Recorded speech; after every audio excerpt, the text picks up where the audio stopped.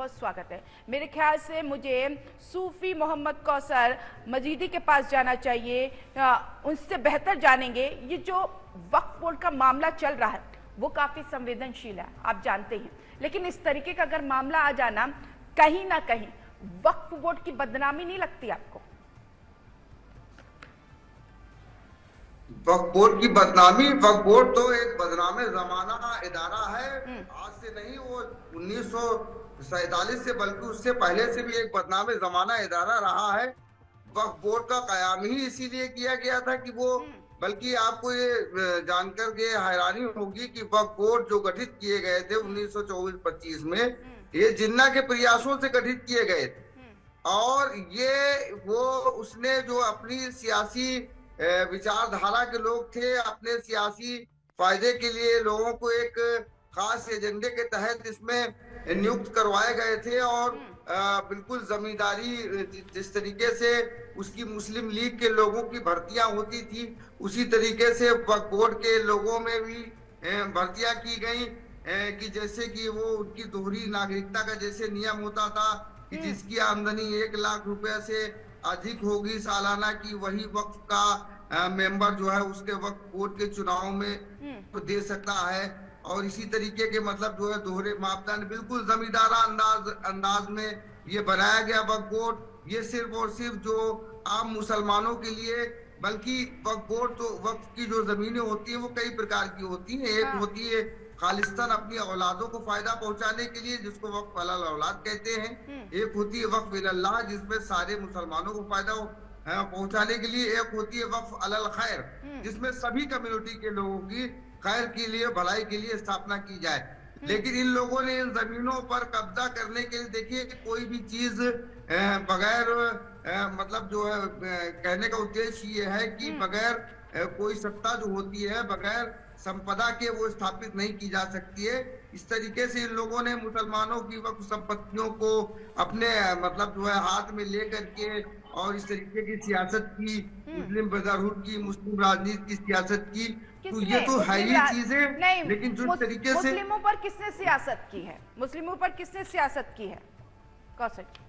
अब हमको इतिहास के पन्ने, अब आपके आधे घंटे के शो में हम मुस्लिम लीग के और जमात रजा मुस्तफा के और दूसरे सियासी पन्ने उखाड़ने के लिए हमारे पास वक्त बहुत कम पड़ेगा।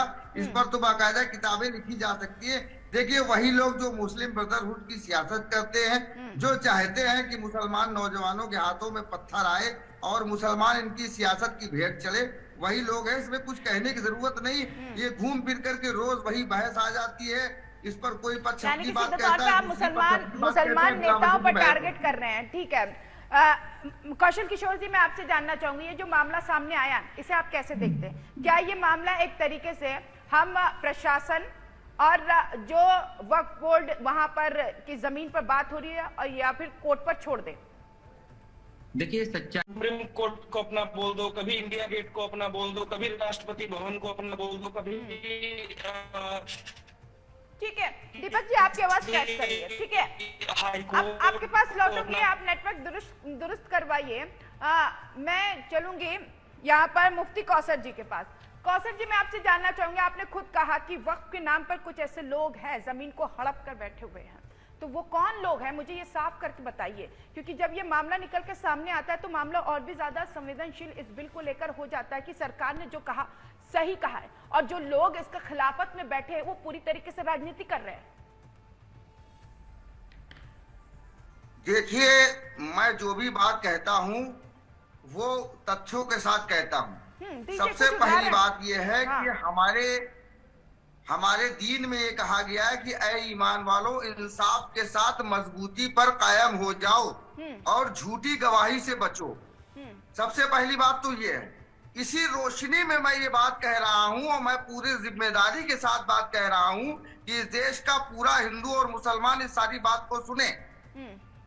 देखिए, अभी जिस तरीके से मैंने एक बात कही और ये कासमी साहब ने इस बात को फौरन काट दिया कि सिर्फ 2 ही प्रकार के होते हैं। बिल्कुल 2 प्रकार के होते हैं, लेकिन 2 प्रकार में भी, दूसरे प्रकार में भी 2 प्रकार के होते हैं। एक वक्फ अल्लाह खालिसतन अल्लाह के लिए होता है, और एक वक्फ अलल खैर जो है जिसमें सारे लोग शामिल होते हैं, सारी कम्युनिटी शामिल होती है।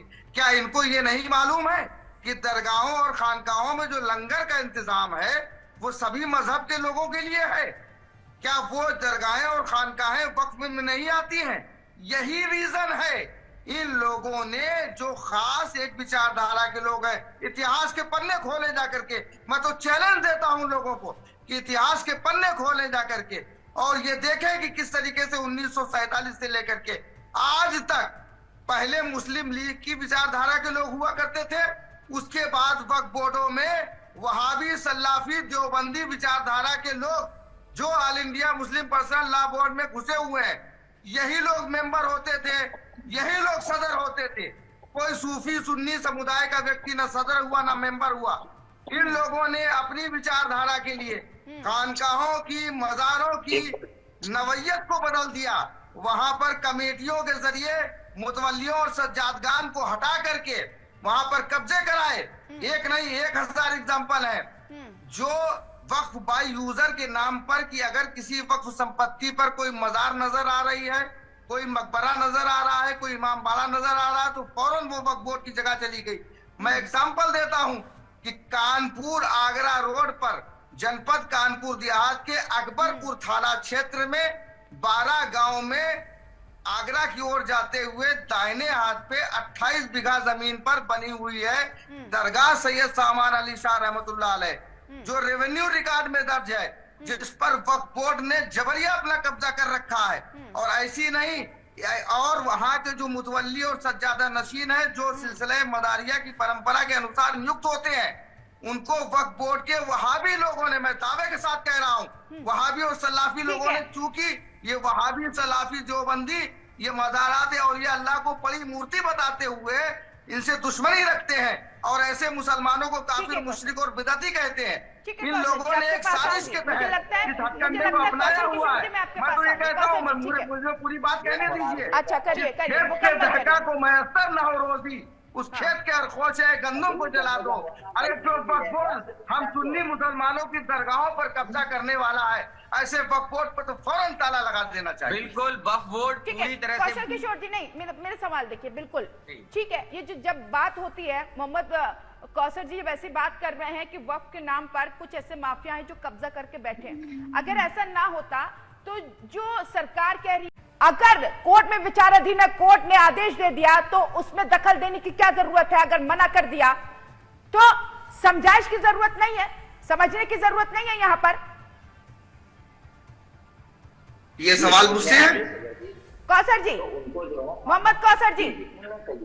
जी जी जी जी देखिए, ऐसा है मुस्कान जी, मसला इस बात का है कि बड़ी जो चीजें ज्यादा बड़ी होती हैं उसमें दुश्वारियां भी ज्यादा होती है। हमारा मुल्क इतना बड़ा है, लगभग 1.5 अरब की आबादी वाले हम मुल्क होने जा रहे हैं, तो कानून जो होता है वो इतना स्पष्ट नहीं हो पाता है।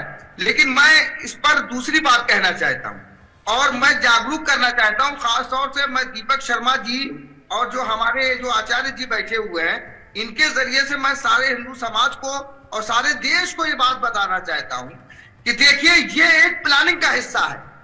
मैं बहुत पहले से इस बात को कहता चला आ रहा हूँ, खासतौर से मैं हिंदुस्तान के उन मुसलमानों से जो वाकई मुसलमान है, जो किसी विचारधारा और किसी एजेंडे पे काम नहीं करते, जो किसी जिन्नावादी विचारधारा पर और जो किसी लीगी और किसी पर्सनल बॉडी वाली विचारधारा पे काम नहीं करते।